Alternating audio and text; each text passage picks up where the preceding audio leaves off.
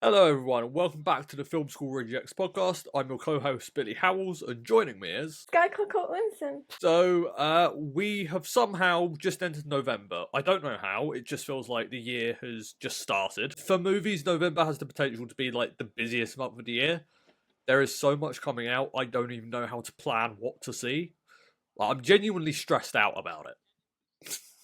Oh, I generally had to make it. I literally made the Excel sheet because they had like the special screenings as well, like re-releases, and I was like, I need to like compute how I can see everything I want to see. We're just gonna go in release order because there's no other way to do this. It'll just become a big jumbled mess otherwise. Let's quickly talk about Predator Badlands. This is the sixth film in the Predator franchise. Once again, directed by Dan Trachtenberg, who directed Prey. I think I've only ever seen one Predator movie, and that's the one Shane Black directed. That was alright, but I know a lot of people were disappointed in that. I'm actually hearing some really good things about Predator Badlands. I don't know what the Rotten Tomatoes score is. So Skye, if you could get up the Rotten Tomatoes score. I'm ready. I've also got a whiteboard. So on this whiteboard, see, the problem is I'm sharing my screen. I've got my screen in the corner here. Yeah. I'm gonna make it smaller so I can see how much my whiteboard is in the screen. So on here, so this is not my own original idea. I like to credit. It's from a film critic, more commentary guy called Dylan Is in Trouble. He does this on his second channel. We're going to be trying to guess the Rotten Tomato score. I haven't come up with like our alternative. At the moment, this is just something to go with reviews. Okay, so we're going to try, what would you say, 10%? You want to try and get in 10%? Your range? Yeah. So, yeah. Okay, Billy, after watching the trailer, what do you think the Rotten Tomato score is? Well, I do. And this is obviously before it's released, so this has not got audience. I know what the general sense of the reviews are, but I don't know the actual score. Based off what I've seen from the trailers, the general excitement and the buzz around it, I'm gonna say 87% for Predator Badlands.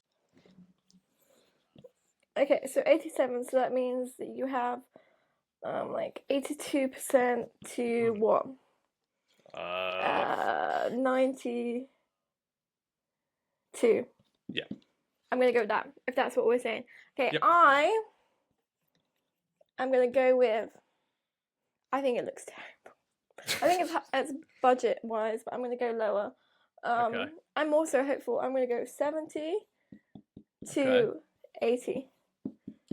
Because I was actually going to go much lower, but you put it quite high. At 75 reviews, we have 89! So Billy wins. Wow, okay. I lose. I nearly went higher, but for some reason, I nearly went 88, but yeah, that's pretty good for a Predator movie. That's got to be the highest rated Predator one movie. Now we're on to my most anticipated film of November, and one of my most anticipated of the entire year. Can you guess what it is, Billy? Released on the same day. Die My Love. Yeah, starring Jennifer Lawrence and Robert Pattinson.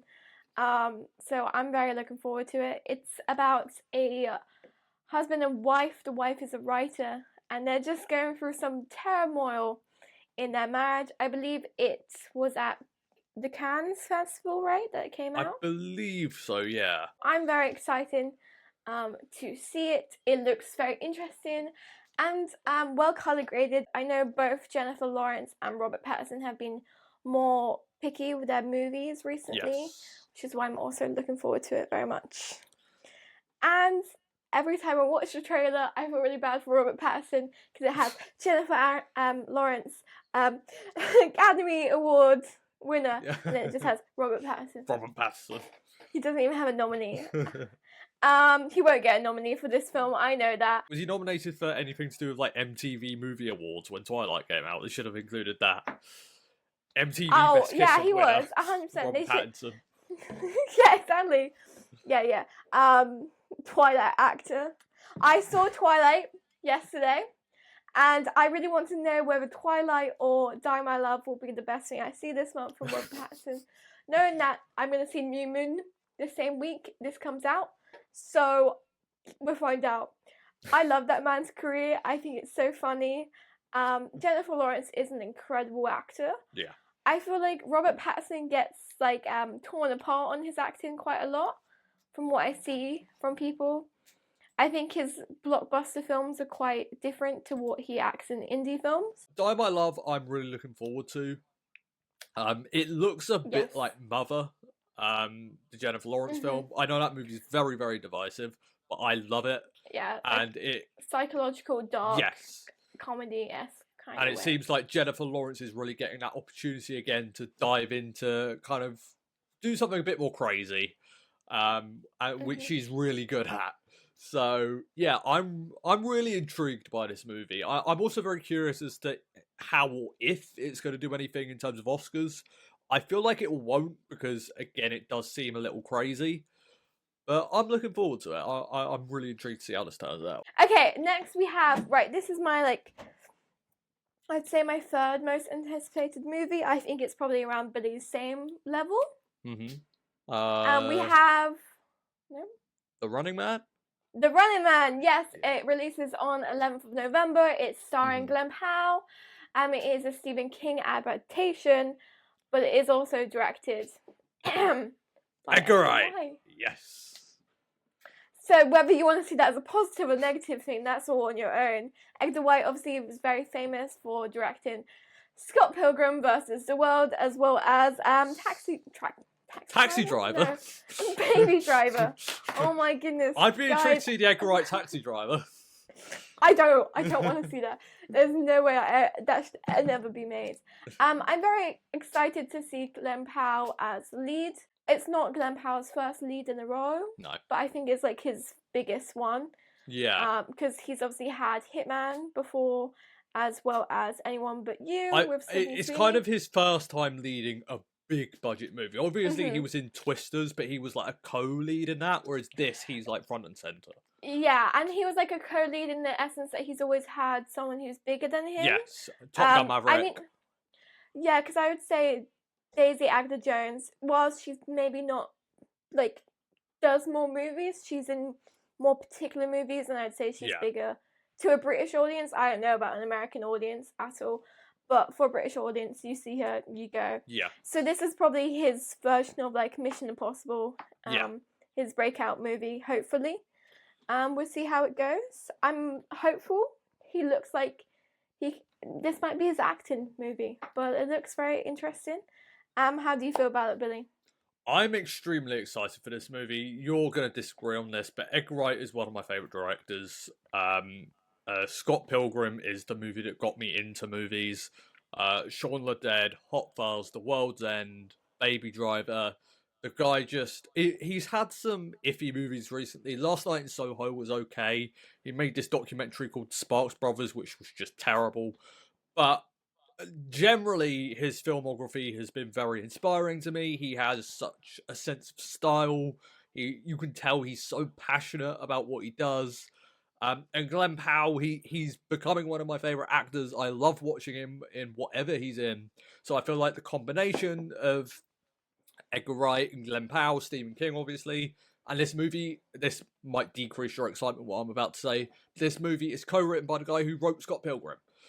So that, again, Scott Pilgrim being one of my all-time favourite movies, that is very, very exciting for me. This is my second most anticipated film of the month. I can't wait for The Running Man.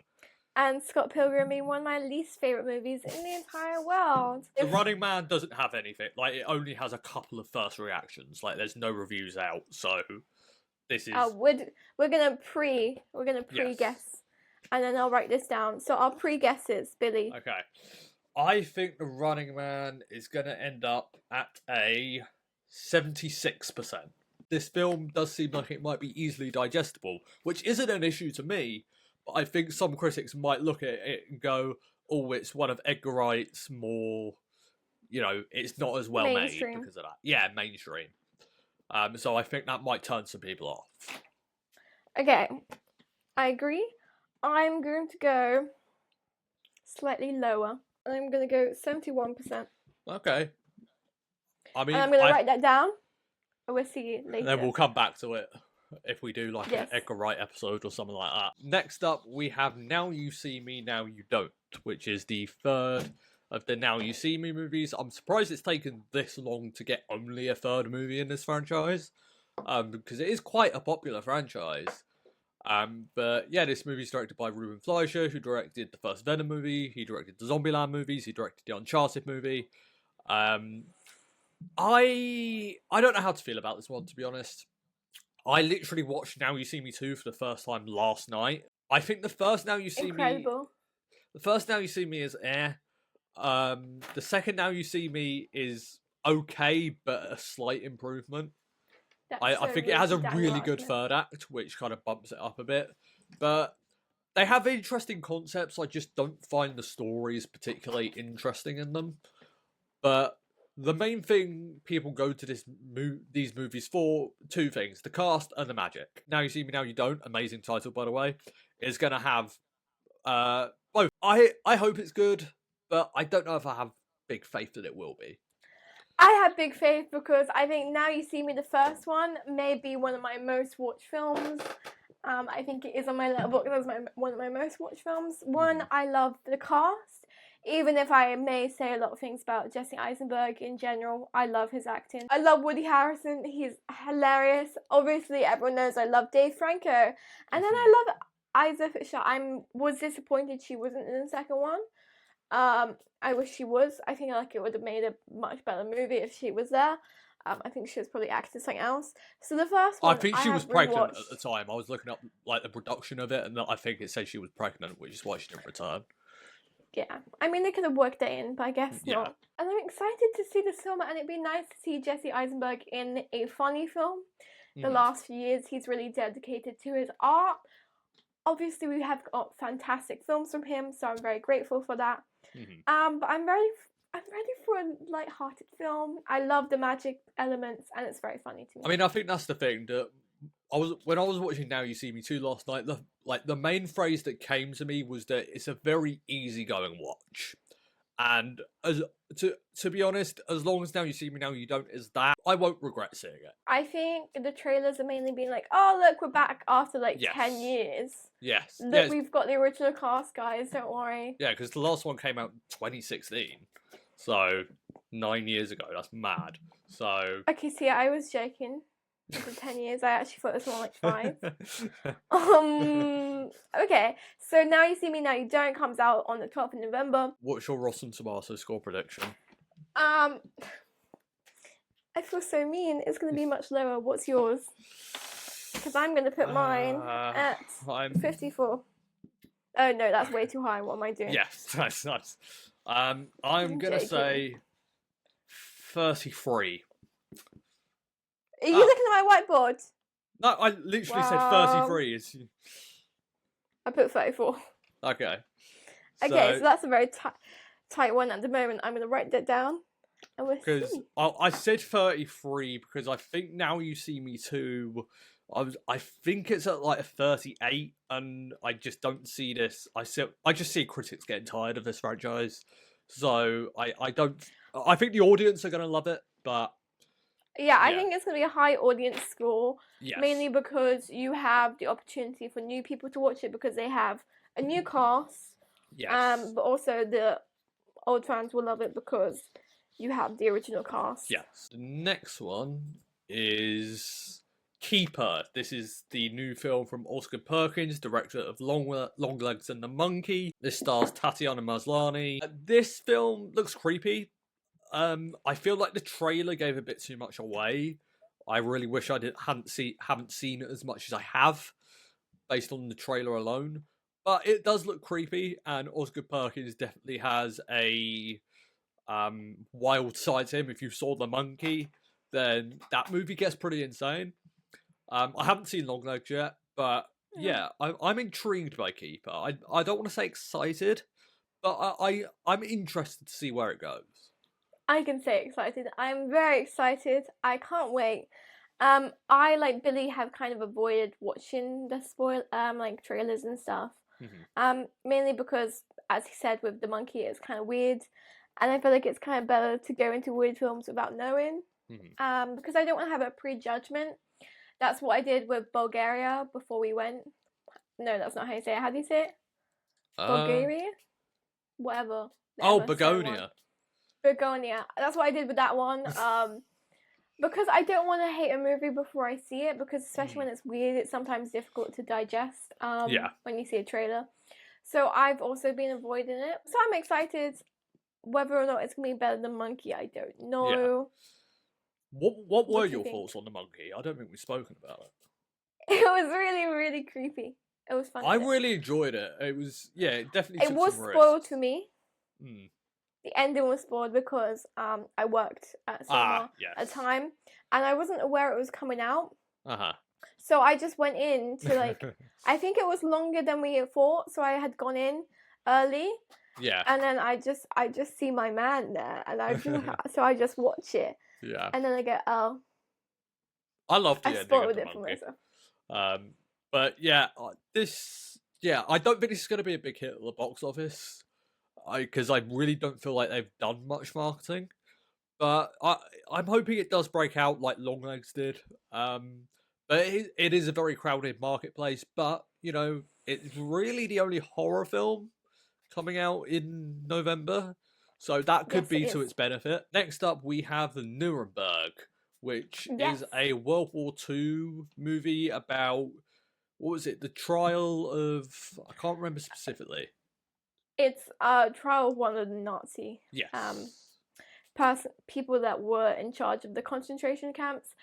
On this list right here, I would say this is probably the highest potential for an Oscar out of all of November, which may be I completely controversial disagree, but we'll get to with that. Wicked for Good. I think Yes.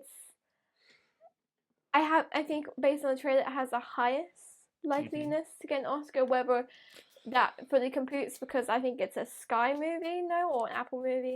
It's a Skye movie here, but I think Sony are releasing it in America.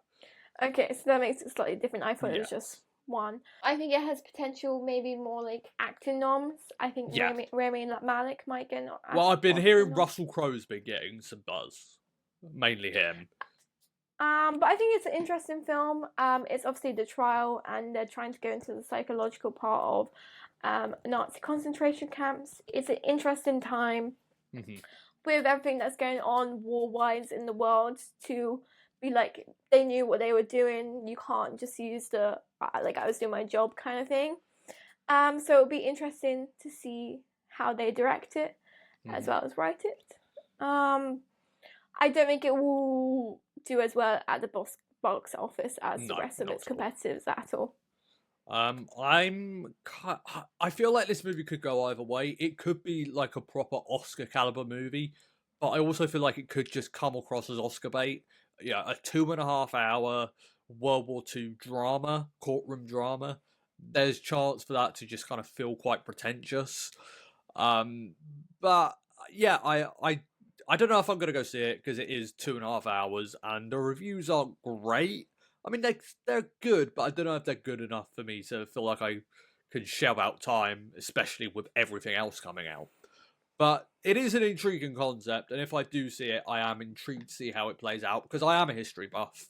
I love reading about history, and I don't, enjoy is completely the wrong word, but I do find reading about, yes, I do find reading about World War II very fascinating. So yeah, this could be an interesting movie. The next one is Christmas Karma. It is obviously loosely based on. Yeah, loosely. It's an adaptation of A Christmas Carol. It's directed by the same person that did Bend It Like Beckham, which everyone at least in Britain has watched. I don't know about the rest of the world. I've never seen Bend It Like Beckham. Okay, everyone except Billy has seen Bend It Like Beckham. It comes out the 14th of November. It's a different take on Christmas Carol, because it's more diverse, and it's more about it seems more like culture. Yeah, it seems more like a story that's going to focus on like immigration. Kind of reading from what the director has kind of said about it. She kind of, when she announced this movie, I don't know if this is still true about the movie, but she said her Scrooge is an Indian Tory. Which, if that's still true, I think that's a really interesting way to go. Definitely not what you'd expect. But apparently it's still supposed to kind of have that Christmas vibe to it. So I'm very intrigued to see how Yeah, those two things play. it looks very Christmassy. It's clearly very much a comedy. Starring But I Danny think Dyer he's as well. yeah, it's I think what I got from the movie, obviously, because you have like Ghost of Christmas Past and stuff. They're going back to his like roots and stuff, and Yeah. he's remembering that's how it was. And also, it's like such a film that you can be self-reflective as well. So I'm excited. I'm also excited for Christmas movies. I love Christmas movies. Well, speaking of Christmas movies, Are you ready for like the most exciting movie of the entire year? Guys, think about Camp Rock, but make it into a Christmas film. Think about your favorite Hallmark film, but then star very free musicians. It is ready, released on Disney, I think, right? Or, Disney Plus, yep. A very joyous Christmas movie! Woo! I can't wait. I'm so excited. Can't believe this exists. And I don't mean that positively. Sorry. I don't really know what to say about this one. I'm so excited. And in honor of this Christmas movie, I will be rewatching Camp Rock, mainly the third one. I hate the fact I'm probably gonna watch this. I don't expect this to be good at all, but I'm ready for the Oscar, mate. It is a Christmas movie, which I feel like every year we get less and less of. So I feel like I'm going to watch it for that purpose alone, just to support the fact it's a Christmas movie, and we need more of them. So that's really the only positive here. And I really want more celebrities just in Christmas movies. Just let's make a really weird one every year, okay? I'm so ready for it. So let's move on to the big one. Wicked for Good on the 21st of November. This is my number one most anticipated film of the month. It was my second most anticipated film of the year, full stop. I literally rewatched Wicked the other night. I think it's a masterpiece. I've seen it 5 times now. It's incredible. I can't wait to see the evolution of this relationship between Elphaba and Glinda. I know how it's going to go because I've seen the stage show, but this film is, because it adapts the second half of the stage show, this film is double the length of that half of the stage show. So I'm really intrigued to see what they've done with the material. As I'm sure you've seen, there's also some cinemas are doing a double feature of both Wicked and Wicked for Good. I think that's way too long. I reckon Billy will be there. No, I won't actually. That's way too long for me. Even for you, you're not gonna do it. No, I don't think I could. I'm excited to see it. As Billy said, I'm very interested to see what they're gonna do for a full-length movie because Act 2 is much shorter than Act 1. And in my personal opinion, Act 1 is 10 times better in the original production, as well as the music. Yes. The soundtrack for me is 10 times better. The music in the first half is better than the second half. I don't know if it will be as good as the first one. Okay, here's the question though: how do you think it'll make more money than the first one? Oh, 100%. I think it'll make more money. Yeah. No. Let me paraphrase. I think opening week will make more money than the first one. I think the first one overall made more money. I don't because I don't think it will be as good as the first one. So people all went to see the first one because of how good it was, whereas they will all be in the first week. I am hearing first reactions from Wicked for Good, and there are a lot of people saying this movie is better. Here's the thing: I think this movie is generally going to make more money than the first one. I don't think it's going to make $1 billion because I said that about the first one. And the thing with the first Wicked is that it was super popular in like America and the UK. But The Wizard of Oz and that kind of franchise just isn't anywhere near as popular in other parts of the world, which is where like Wicked struggled internationally. So I don't want to make the same mistake again. But in between last year and now, there are a lot of people who would have caught Wicked at home and gone, "Oh, this is actually really fucking good," and they're then gonna go to see Wicked for Good and take people with them to see Wicked for Good. Which is why I think this movie's going to make more money. But yeah, I'm not going to place it at the $1 billion mark. Okay. But I think this is definitely one that Billy's gonna make me do a podcast episode on. Oh, absolutely, 100%. So, what is your Rotten Tomatoes score prediction? Okay, let's do two. We're gonna do critics and we're gonna do audience. Okay, so audience, I'll do audience first. I'm gonna guess 97. I think it's gonna be extremely high for the audience. And then critics, I think the first one is about an 87. So I think this might be higher just based off what I've heard. I'm gonna say 91. Okay, that's very high. Yeah. I'm gonna go higher for audience. I'm gonna go 98. Okay. I'm gonna go lower for critics, mainly because a sequel. I've gone for 88 critic and 98. Okay, that's fair enough. I'm basing it off. It's a sequel. Yeah. The value of production and costume will be lesser shock. So let's move on now to another franchise movie. This is a movie that is getting its cinema release in November, but it's being released on Netflix in December. But I think it's getting, I could be wrong about this, but I think it's getting a wider cinema release than most Netflix releases, which is why I put it on here. Wake Up Dead Man, A Knives Out Mystery. I love this franchise. I love the first Knives Out, love Glass Onion, and I've heard Wake Up Dead Man is the most mature of the franchise, which I'm really intrigued to see how that turns out. But all you have to say to me is Rian Johnson and Daniel Craig are returning. All you have to say to me is they've added Josh O'Connor. Oh yeah, and I'm like, another all-star cast.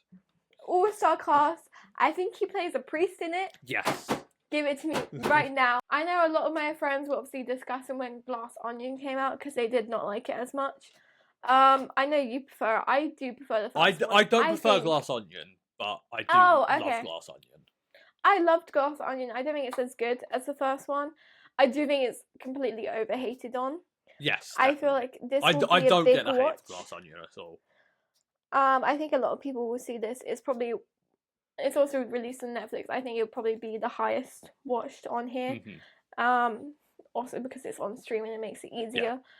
Yeah. Everyone's always excited for Knives Out movie. However, they haven't really marketed it that much. No, they haven't, have they? I really haven't seen much of... I literally, the first time I saw a trailer for this movie in the cinema was when I went to see Frankenstein the other day. And this movie's out in the cinema in a couple of weeks. So...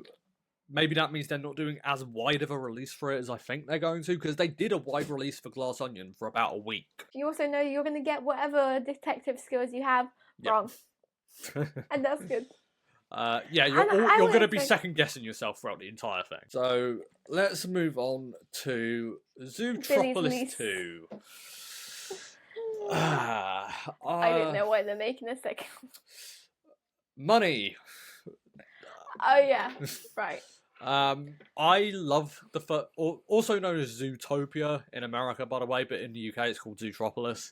I love the first Zootropolis. I think it's one of the best Disney films in recent memory.